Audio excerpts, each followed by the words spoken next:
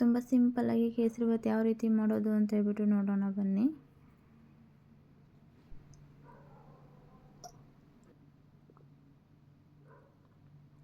ಕೇಸರಿಬಾತ್ ಮಾಡೋದಕ್ಕೆ ಬೇಕಾಗಿರುವಂಥ ಪದಾರ್ಥಗಳು: 1 ಕಪ್ ಚಿರೋಟಿ ರವೆ ತೊಗೊಂಡಿದ್ದೀನಿ, 1 ಕಪ್ ಸಕ್ಕರೆ ತೊಗೊಂಡಿದ್ದೀನಿ, ಒಂದು 1/4 ಕಪ್ಪಷ್ಟು ತುಪ್ಪ ತೊಗೊಂಡಿದ್ದೀನಿ, ದ್ರಾಕ್ಷಿ ಗೋಡಂಬಿ ಸ್ವಲ್ಪ ತೊಗೊಂಡಿದ್ದೀನಿ ಮತ್ತು ಆರೆಂಜ್ ಕಲರ್ ತೊಗೊಂಡಿದ್ದೀನಿ.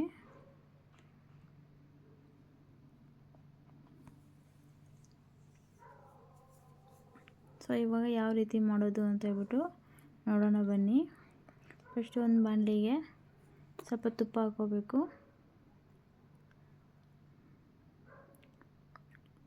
ಒಂದು 3 ಸ್ಪೂನಷ್ಟು ತುಪ್ಪ ಹಾಕ್ಕೊತಾ ಇದ್ದೀನಿ.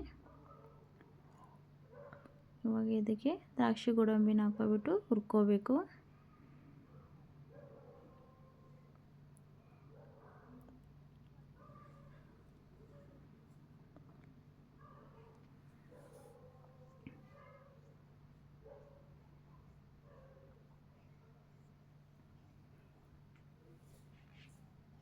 ನೋಡಿ ಹುರ್ಕೊಂಡಾಗಿದೆ. ಇವಾಗ ಒಂದು ಸೈಡಲ್ಲಿ ಎತ್ತಿಟ್ಕೊಳ್ಳಿ. ಇದಕ್ಕೆ ಚಿರೋಟಿ ರವೆ ಹಾಕ್ಕೊತಾ ಇದ್ದೀನಿ. ಫ್ರೈ ಮಾಡ್ಕೊಳ್ಳಿ.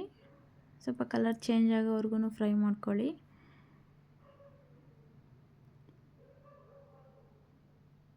ಒಂದು 4-5 ಮಿನಿಟ್ ಚೆನ್ನಾಗಿ ಹುರ್ಕೋಬೇಕು ಇದನ್ನು.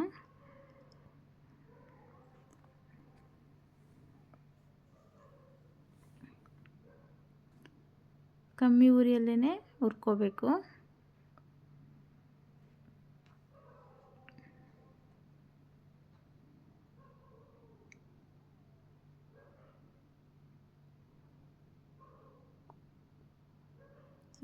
ಸಿಮ್ಮಲ್ಲಿ ಇಟ್ಕೊಂಡು ಹುರ್ಕೋಬೇಕು, ಇಲ್ಲಾಂದರೆ ಸಿದೋಗೋ ಚಾನ್ಸಸ್ ಇರುತ್ತೆ. ಇದಕ್ಕೆ 1 ಕಪ್ಪು ರವೆ ತೊಗೊಂಡಿದ್ದೀನಿ. ಸೊ 2 ಕಪ್ಪಷ್ಟು ನೀರು ಹಾಕ್ಕೊತಾ ಇದ್ದೀನಿ. ತುಂಬ ಇನ್ನೂ ಸ್ವಲ್ಪ ನೀರು ಥರ ಸ್ವಲ್ಪ ಬೇಕು ಅಂದರೆ, ತುಂಬ ಸಾಫ್ಟಾಗಿ ಬೇಕು ಅಂದರೆ ಇನ್ನೂ ಸ್ವಲ್ಪ ನೀರು ಹಾಕ್ಕೋಬೋದು. ಇದಕ್ಕೆ ಸಕ್ಕರೆ ಹಾಕ್ಕೊತಾ ಇದ್ದೀನಿ. ಇವಾಗ ಎಲ್ಲನೂ ಚೆನ್ನಾಗಿ ಮಿಕ್ಸ್ ಮಾಡ್ಕೊಳ್ಳಿ.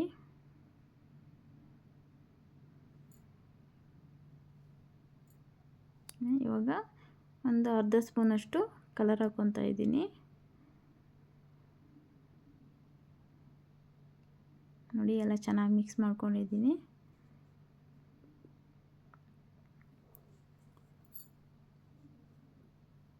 ಇದಕ್ಕೆ ದ್ರಾಕ್ಷಿ ಗೋಡಂಬಿ ಹಾಕ್ಕೊತಾ ಇದ್ದೀನಿ. ಇವಾಗ ಎಲ್ಲ ಚೆನ್ನಾಗಿ ಮಿಕ್ಸ್ ಮಾಡ್ಕೊಳ್ಳಿ. 1 ಸ್ಪೂನಷ್ಟು ತುಪ್ಪ ಹಾಕ್ಕೊತಾ ಇದ್ದೀನಿ. ನಿಮಗೆ ಎಷ್ಟು ಬೇಕು ಅಷ್ಟು ಹಾಕ್ಕೋಬೋದು. ತುಪ್ಪ ಹಾಕೋದ್ರಿಂದ ಟೇಸ್ಟ್ ಇನ್ನೂ ಚೆನ್ನಾಗಿರುತ್ತೆ. ನೋಡಿ ಕೇಸರಿಬಾತ್ ರೆಡಿಯಾಗಿದೆ. ತುಂಬ ಸಿಂಪಲ್ಲಾಗಿ ಮಾಡುವಂಥ ಕೇಸರಿಬಾತು. ನೀವು ಮನೇಲಿ ಇದೇ ಥರ ಟ್ರೈ ಮಾಡಿ ನೋಡಿ, ಟೇಸ್ಟ್ ಸೂಪರಾಗಿರುತ್ತೆ.